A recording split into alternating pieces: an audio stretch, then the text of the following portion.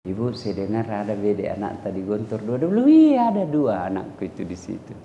Lagi menghafal. Nah, ini saya mau datang untuk melamar. Langsung apa Nabi bilang itu ibu? Subhanallah, dikabulkan doaku.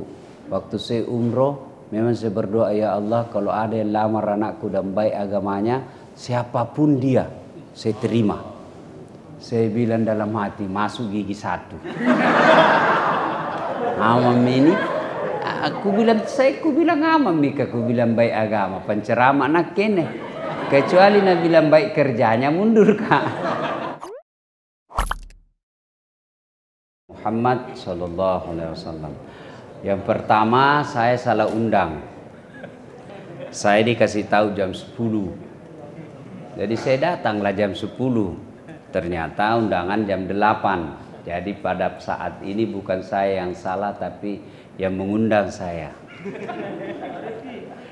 Yang kedua, coba buka catatan hidup saya yang ada di Google. Saya tidak pernah mondok, tidak pernah pesantren, tapi bisa jadi ustadz. Apa sebabnya? Salah satu diantaranya, saya rajin ikut lomba. Saya rajin ikut lomba, mulai saya waktu SMP. SMP di kampung. Masuk SMA, saya ikut lomba. Kalau ada lomba MTQ, saya masuk MSQ, Musabaqah Syarhil Quran. Saya ikut lomba pidato. Kalau saya kalah di kecamatan A, saya ikut lagi di kecamatan B. Saya rajin ikut lomba. Dan itu paling tidak enak kalau kita dapat giliran sudah tengah malam dan tidak ada penonton. Bayangkan kalau kita sudah siapkan ini naskah yang baik, tidak ada yang nonton ki. Yurinya juga sudah cakarudu. Coba itu sudah dilalui semua. Dan paling enak kalau kita di penampilan pertama dan banyak yang nonton. Biasa saya bawa PT-PT sama teman. Saya bilang kalau kita menang, kita bagi-bagi hadiah. Ada cara saya waktu ikut lomba. Ku bagi memang temanku 4 bagian. Kamu di situ, kau di sini, kamu di sini. Kalau saya angkat dan saya ada kata, saya kasih kode, kasih ini, tepuk tangan kona. Nah, tepuk tangan mereka terpengaruh yang lain. Itu ada strategi. Jadi adik-adik sekalian, lomba bukan sekedar mencari juara, tapi lomba adalah bagian dari menempa diri. Semakin sering kita ikut lomba, semakin kita tahu apa yang baik untuk diri kita. Jadi jangan kecewa ketika gagal, apalagi sampai memfitnah juri. Ada persekongkolan. Bukan persekongkolan, kau memang toh masih ada kekuranganmu yang mesti diperbaiki. Ya. Nah, dede sekalian, jangan ada sakwa sangka. Pakesingi niatmu. Dulu kata orang Bugis, saya masih ingat sekali, setiap ada mau dilakukan, orang tua bilang, pakesingi memang ni niatmu nak. Pakesingi memang ni niatmu. Kasih bagus niatmu. Kalau niatmu baik, insya Allah bagus hasilnya. Ya, kejar hadiah, ya hadiah tuh jinu dapat. Ya, kalau kau tidak dapat hadiah, kecewa. Tapi kalau kita niat syiar Islam, saya mau hadir karena syiar Islam. Saya mau hadir supaya ini MTQ, Musabaqah Tilawatil Quran, banyak yang hadir. Kasihan kalau lomba idol, banyak pesertanya. Ngantri sampai berjemur. Kenapa MTQ kurang? Jawabannya karena memang masuk surga itu tidak gampang. Kalau ada orang bilang masuk neraka, masuk surga susah, masuk neraka gampang, tak balik. Justru masuk neraka yang gampang. Masuk surga yang gampang, masuk neraka susah. Apa maksudnya? Judi bayar, dapat polisi masuk penjara. Narkoba bayar, dapat polisi masuk penjara. Berzina bayar, didapat istri kacau rumah tangga. Iya toh? Dan itu semua penyebab masuk neraka. Sholat gratis, berjamaah gratis, mengaji gratis, pengajian gratis, naik haji kalau mampu pokok. Dan itu semua pintu masuk surga. Adik-adik sekalian, tidak banyak yang bisa saya sampaikan, tapi percayalah kehadiran kita di sini adalah sebuah ibadah. Insyaallah niat kita ingin menggembirakan, ingin meramaikan, ingin mensyiarkan Al-Quran. Masya Allah, ada saatnya nanti Al-Quran akan menolong kita. Ada saatnya, pasti hakul yakin, ada saatnya Al-Quran yang akan menolong kita. Kalau di dunia ini Quran menjadi pegangan kita, ya kok dia gak muka teni kurangnya, dia gak muite kurangnya, dia bati-bati kurangnya, dia tu natu na bati-bati kok mati kok. Begitu saja. Kalau kau tidak pernah urus Quran waktu di dunia, tidak pernah kau pegang-pegang Quran di dunia, tidak pernah kau lirik Quran di dunia, ya tidak nak lirik tongko itu nanti kalau mati mongko diabaikan kita. Alhamdulillah, adik-adik sekalian yang hadir, putri-putri cantik-cantik. Alhamdulillah, cowok-cowoknya cakep-cakep. Tapi jantung aku baku lirik-lirik dulu, ya kan? Nah, bedakan kita aktivis Islam dengan yang di luar. Bedakan kita orang yang selalu pegang Quran dengan orang yang ada di luar. Tentu ada bedanya. Kalau kita tidak ada beda, apa jipale?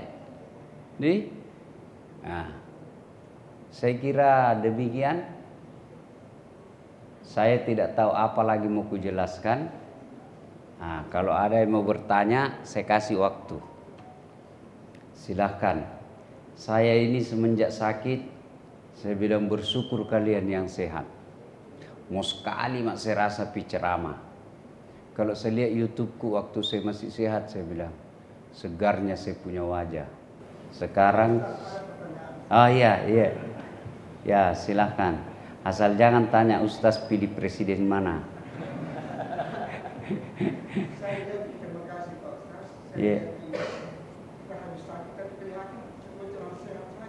Saya masih sakit sampai sekarang.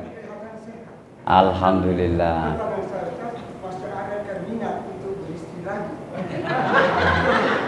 Kalau minat selalu ada Pak. Cuma saya sayang istriku. Saya kalau Bapak tanya masih minat ke Ustaz, karena ini dalam masjid tentu berdosa saya kalau bohong. Ya, kalau minat selalu ada minat Pak. Boleh dikata tiap hari. Cuma bukan saya takut sama istriku, saya sayang istri saya. Waduh, Bu, serius kah ini ya Dede? Serius saya ini. Saya kan sudah 10 tahun sama Mama Nyece. Tapi boleh dikata tidak pernah sama. Jalan terus kerjaku kan waktu sehat. Paling pulang 1 hari, pergi lagi 1 minggu. Pulang lagi setengah hari, pergi lagi 15 hari. Begitu aja waktu saya sehat. Jarang saya serumah. Sekalinya saya sakit, barulah saya serumah. Apalagi saya waktu di rumah sakit di Singapura, saya bilang saya protes Allah kalau tidak masuk ini istriku surga. Meskipun umurnya masih sangat muda. Masih sangat muda istri saya itu Pak. Kemarin Pak Husni Tandra datang ke rumah saya membesuk, nah kira anakku. Cek kalau mama nak datang jemput, nak bilang cek ada kakakmu datang jemput kau, nak bilang ih mamaku itu. Kalau saya jemput, nak bilang cek ada kakakmu datang jemput, nak bilang ih bapakku itu. Ada Ustaz, boleh saya nanya satu Iya, saja? iya. Seandainya betul serius Ustaz masih mau, ada tetangga. Jadi begini bapak-bapak ya. Saya sudah bilang kalau mau saya selalu mau. Cuma saya sayang istriku. Itu jadi masalah. Iya. Masya Ada Allah. pertanyaan yang lain lagi untuk jamaah. Apa ini? Pertanyaan yang berbeda ya, jangan sama juga. Ya. Kalau ada yang mau bertanya ini mungkin dulu, ya. Kriteria laki-laki yang baik. Ada putri kriteria laki-laki yang baik. Satu, lihat sholatnya. Begitu juga perempuan. Kalian mau cari suami, kalian mau cari istri, lihat kok sholatnya. Mana? Ya. Mungkin bagian perempuannya ada yang mau bertanya? Ya, Bukan perempuan. milenial. Perempuan. Ya, perempuannya. Ya. Jangan tawa video ini, jangan video tawa.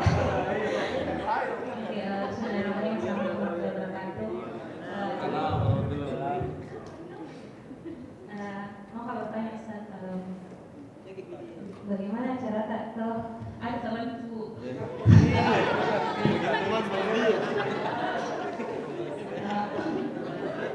Ada temanku pernah bertanya Ustaz, bagaimana dia suka curhat sama saya tuh?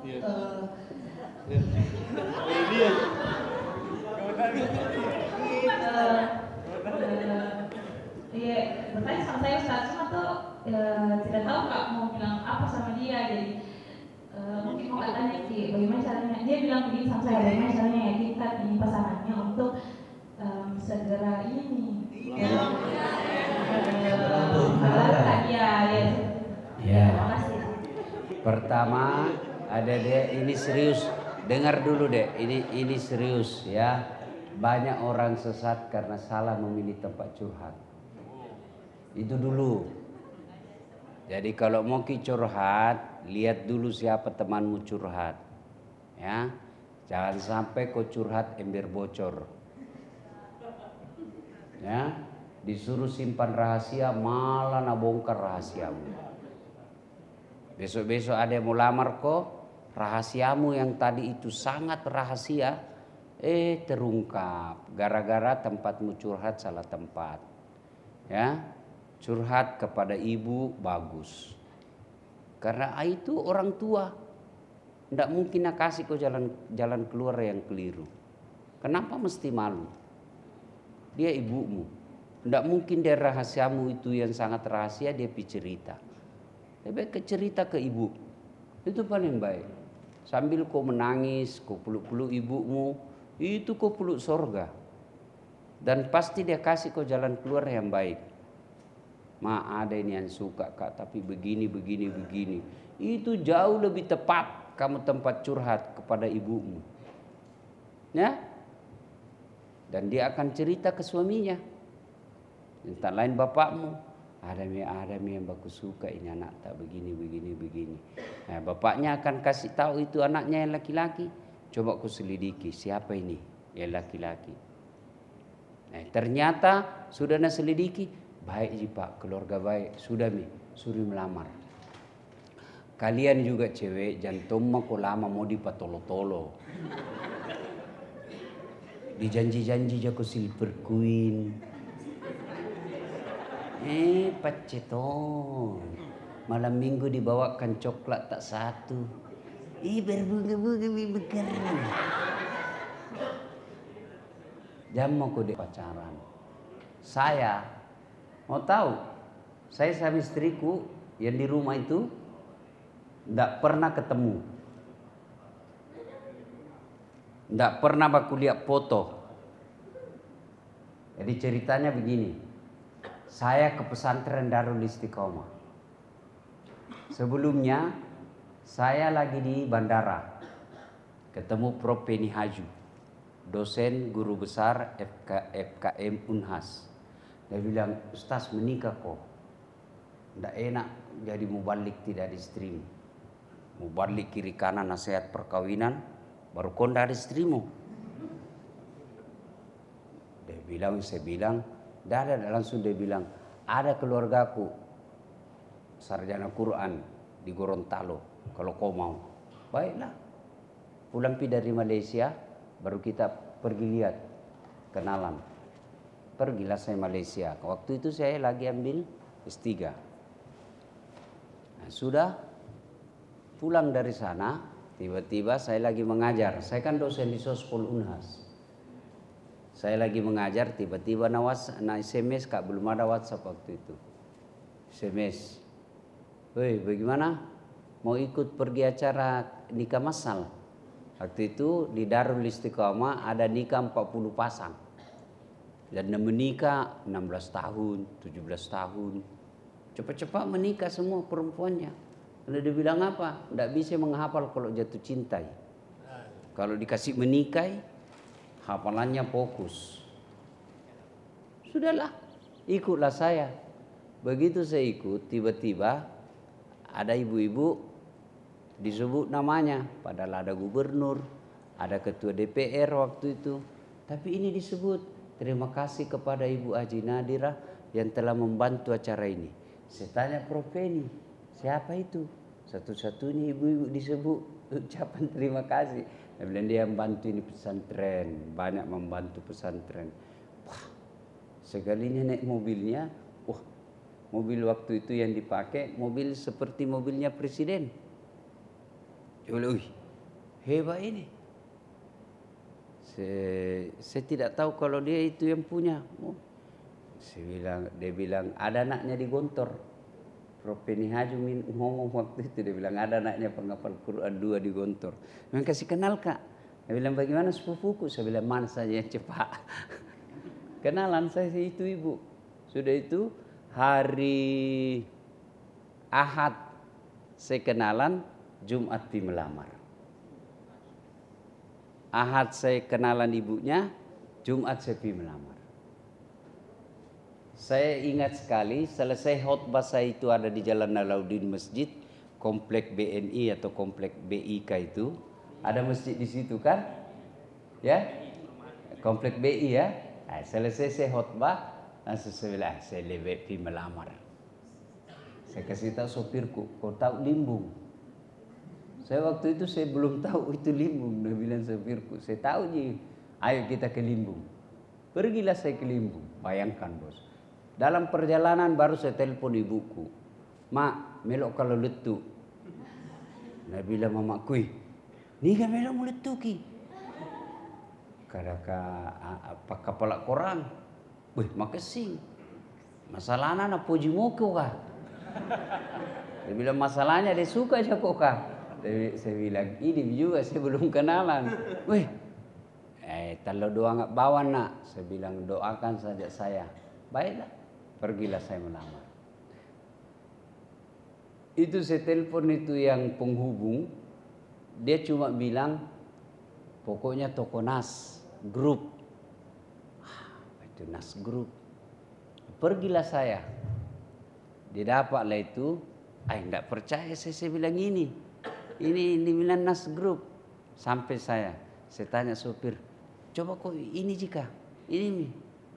Karena rumahnya kan itu di Limbung itu tinggi sekali. Sampai lagi saya masuk pakai lift lagi rumahnya.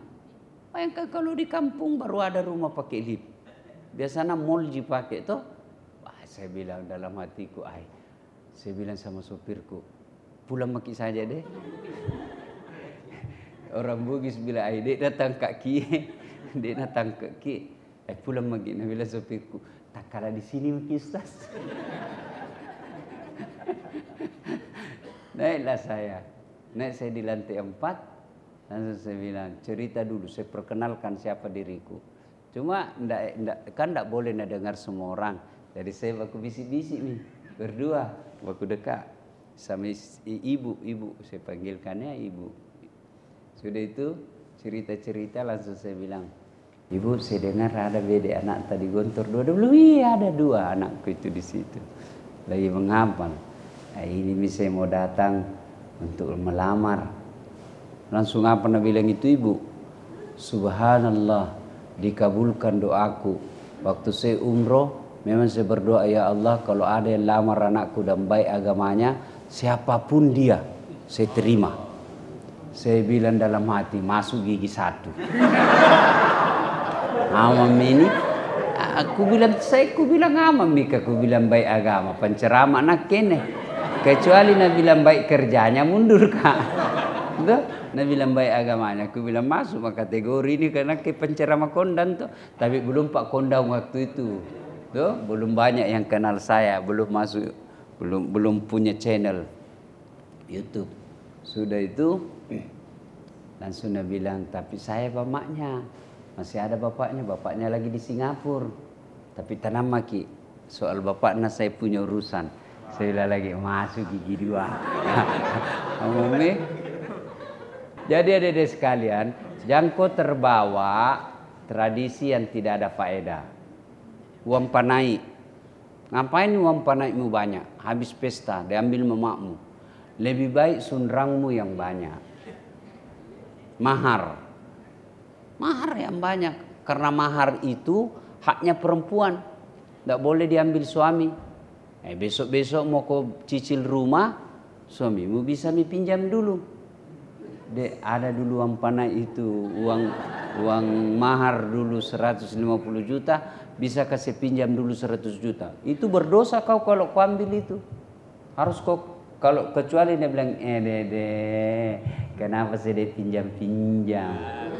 Dipakai berdua, itu halal mi. Nih, oke mi? Cukup mi kapan di? Yang ketiga, ya. Iya Haji mungkin mau? Ada lagi cewek? Ada yang mau bertanya? Itu saja deh. Kalau mau kau dapat suami yang baik, lihat sholatnya. Itu mau saja. Kalau baik sholatnya, masa depanmu insya Allah bagus. Tapi kalau tidak beres sholatnya, jangan mau biar dia gagah bagaimana, cerdas bagaimana, jangan kau percaya. Tuhannya saja dia tipu. Izin Ustaz. Iya Ustaz. Iya. Bismillahirrahmanirrahim. Assalamualaikum warahmatullahi wabarakatuh. Waalaikumsalam warahmatullahi wabarakatuh. Semoga Ustaz Dasar Rasid senantiasa diberikan kesehatan. Amin ya Allah, amin ya Allah. Pertanyaan saya Ustaz, di sini ada banyak teman-teman pengusaha. Tadi juga sempat hadir dari pemerintahan. Iya. Bagaimana seharusnya sikap kita sebagai pengusaha atau pemerintah, Ustaz Dasar bisa memberi pesan supaya giat-giat seperti ini itu bisa rutin berjalan, dan alhamdulillah kami melihat sponsor dari MTQ kali ini luar biasa betul, memberikan apresiasi 1 unit rumah. Bagaimana supaya ini itu bisa rutin dilaksanakan dan meriah, supaya orang-orang yang memuliakan Al-Quran ini itu bisa kita muliakan.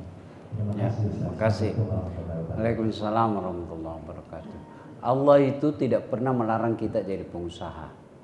Bahkan Anda tahu kenapa Abu Bakar, Utsman itu gampang dan cepat masuk Islam? Karena persahabatannya dalam usaha. Itu kenapa Abu Bakar cepat masuk Islam, Utsman cepat masuk Islam, Abdurrahman bin Auf masuk Islam? Karena persahabatannya dalam usaha. Karena dia lihat ini Muhammad manusia yang tidak pernah bohong, manusia paling baik, tidak pernah merugikan orang. Dan begitu dinyatakan Nabi, mereka cepat mengakuinya. Nah, pengusaha, cuma satu cobaannya pengusaha. Kalau dia mampu lompati itu bakil, pelit, sekek, kikirigan lapak ujam batang. Kalau dia bisa lewati itu lebih gampang masuk surga daripada kita orang miskin. Apa mau kalahkan orang kaya? Sembayang kok, sembayangi juga. Puasa kok, puasa juga. Tahajud kok tahajud juga, mengaji kok mengaji juga, berjamaah kok berjamaah juga. Tapi dia pergi haji, diam-diam maki kita, kenda duanta. Dia bangun masjid, diam-diam maki kita. Kita hanya menjadi buruh. Orang kaya yang pemurah nomor 1 masuk surga. Kalau dia pemurah, maka penyakitnya orang pengusaha itu bakil, pelit. Nah, di situ masuknya setan. Nah, bisik kok, baik rumah aja ini hadiahnya, bisa kau jadikan modal. Nah, masuk mesin setan. Jangan kok, yang kecil-kecil mau. Itu masuk lagi setan. Jangan pikir ketika sudah mau menyumbang, lewat sudah begini, lewat setan. Tidak, nagoda kau lagi. Kasih saja nanti yang kecil-kecil, biasa-biasa. Itu setan. Jadi untuk melewati semua itu adalah mohon pertolongan Allah Subhanahu wa taala. Dan lompatan yang paling penting bisa dilalui pengusaha kalau dia menjadi dermawan. Tidak ada memang tong kalah kalau dermawan orang pengusaha dan dia dermawan. Ya. Nah, cuma yang begini-begini adik-adik sekalian, upload, share di medsos kalian supaya ada syiar. Orang kan pasti kaget. Tahu MTQ hadiahnya rumah.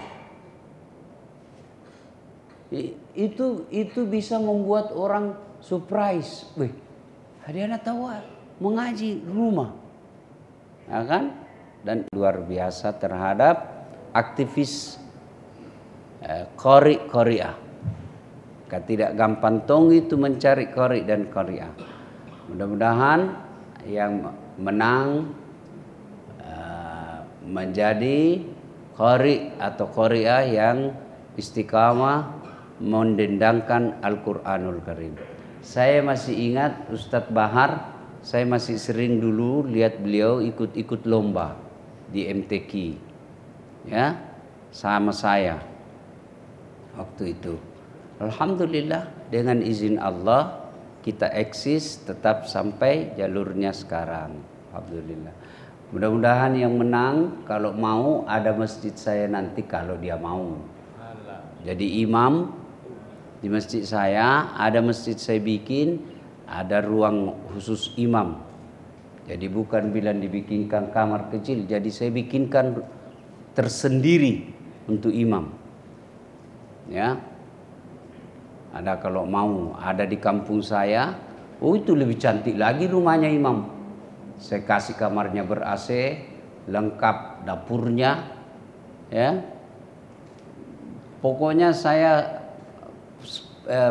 buat seperti rumah saya sendiri untuk imam.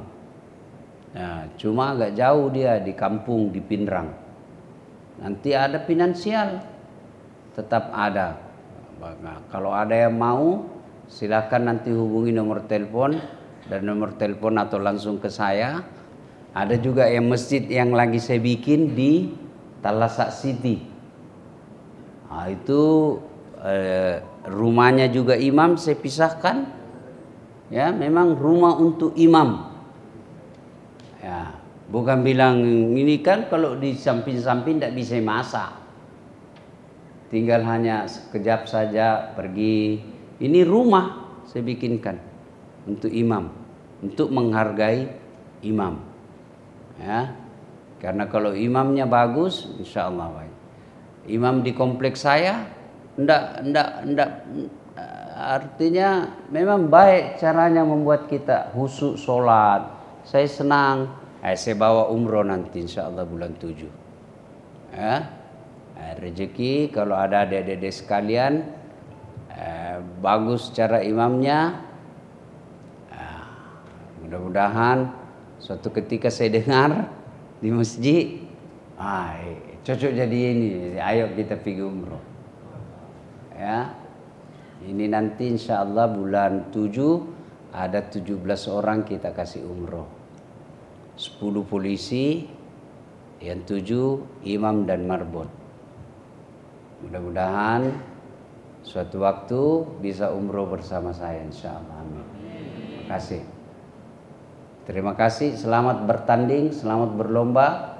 Mudah-mudahan yang menang Allah ridai, tidak membuat takabur, dan yang kalah semakin bersemangat untuk ikut lomba lagi.